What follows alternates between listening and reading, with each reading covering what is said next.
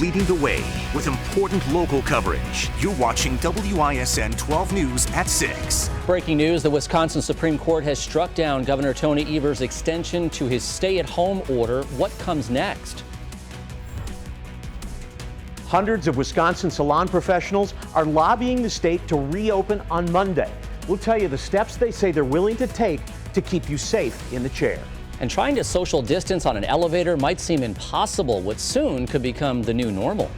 First breaking news, the Wisconsin Supreme Court strikes the governor's stay-home order on a 4-3 decision. 12 News' Matt Smith is live now in downtown Milwaukee with what this means for businesses across the state. Matt?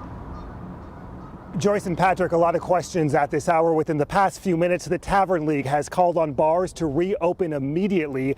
Lawyers, both for the governor and Republican leaders, are combing through this 161-page document that was released in the past 90 minutes. Here's what we know at this hour. The court has struck down the governor's extension of his safer-at-home order. They called it unlawful, invalid, and unenforceable. And here's a key part. It takes effect as of now, immediately, essentially forcing Republican leaders and the governor and top health experts to come to an agreement on any new plan moving forward or no plan at all. Republicans had actually asked the Supreme Court for a 6-day window to keep the order in place after their ruling to allow for these negotiations. The court did not allow that, essentially striking it down immediately. Here's what they wrote this afternoon. People, businesses, and other institutions need to know how to proceed and what is expected of them. Therefore, we place the responsibility for this future lawmaking with the legislature and DHS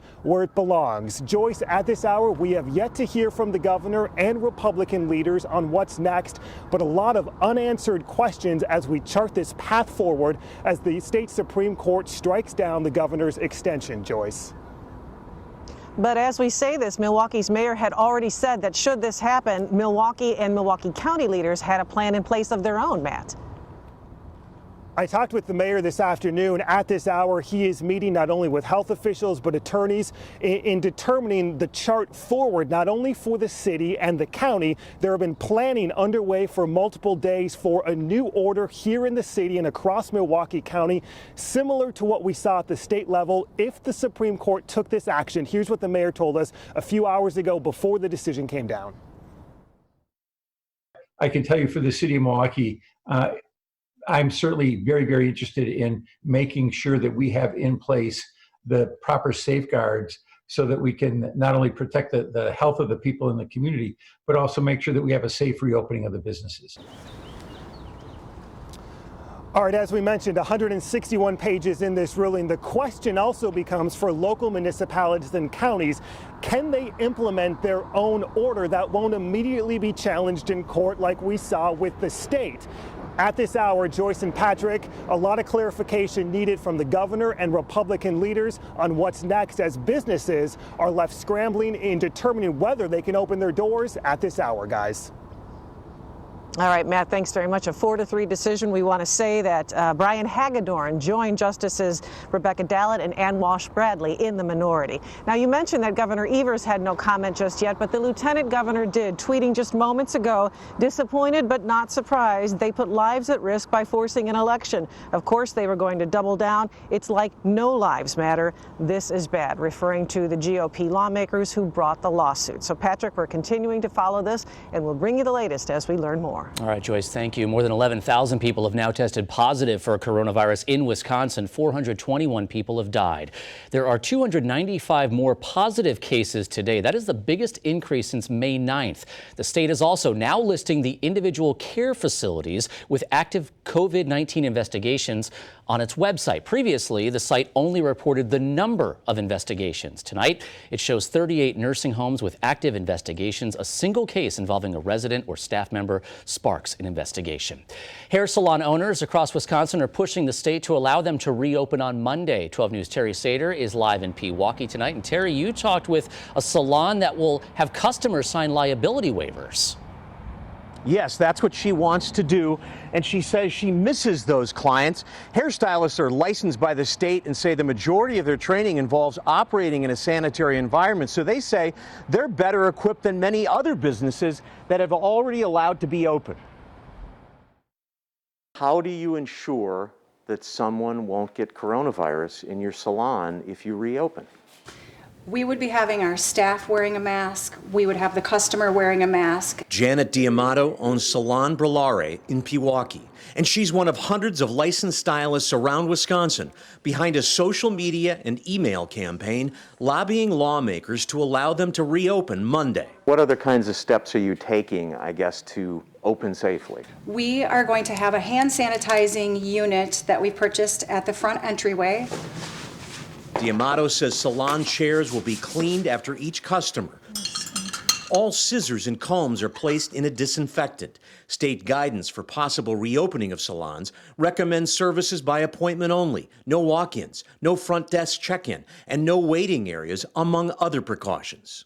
We're going to have a waiver for our customers to sign about the coronavirus and asking about their health coming in the door, and we also want to make sure that they're not going to hold us liable. The fact that you're having people sign a waiver seems to imply that you are not going to guarantee their safety if you open. Anywhere you go, there is a risk that you could contract the coronavirus. I cannot guarantee 100% that we would not have that take place. We've always been mandated by the Department of Safety and Professional Services to hold a certain level of safety and sanitation in our business. Well, Terry, have salon owners received a response yet from the state? The campaign just started last night, less than 24 hours ago, Patrick. No response yet. We reached out to the governor's office for a response, but haven't heard back yet, Patrick. Terry Sater reporting live in Milwaukee tonight. Declaring all workers are essential, a group of Republican lawmakers, church leaders, and small business owners gathered in Menominee Falls today. They called on Governor Evers to reopen all Wisconsin businesses immediately. Representative Dan, is there any question? For those people who are still getting a paycheck, this pandemic has been a giant inconvenience. For those people who haven't, it's become a life-threatening situation. We need to get back to work, and we need to get back to work soon, because otherwise there's going to be a lot of businesses going out of business. The lawmakers say all businesses should be allowed to reopen using the CDC's safety guidelines. And there has been so much talk about social distancing and maintaining 6 feet apart. So what does the new normal look like inside elevators? 12 News' Sarah Tamer says it's a dilemma with few answers.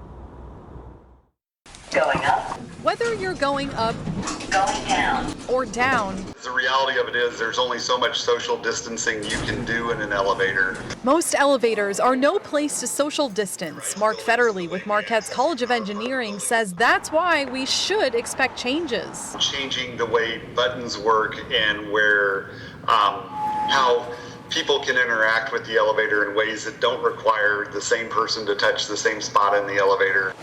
Elevator companies in the area tell me placing plexiglass in elevators would be a code violation, but Federley says that could change too. Those codes were written pre-COVID, so codes can be modified, codes can be changed. The bigger challenge is if you think of high-rises, plexiglass probably isn't the right answer from the standpoint of you have 8 to 10 people or even more than that wanting to get on an elevator. Inside City Hall's elevator, it's about 4 feet from one wall to the other, which means ideally only one person can be inside at a time to follow the CDC's social distancing guidelines. You can't have rules for everything else and then no elevator rules.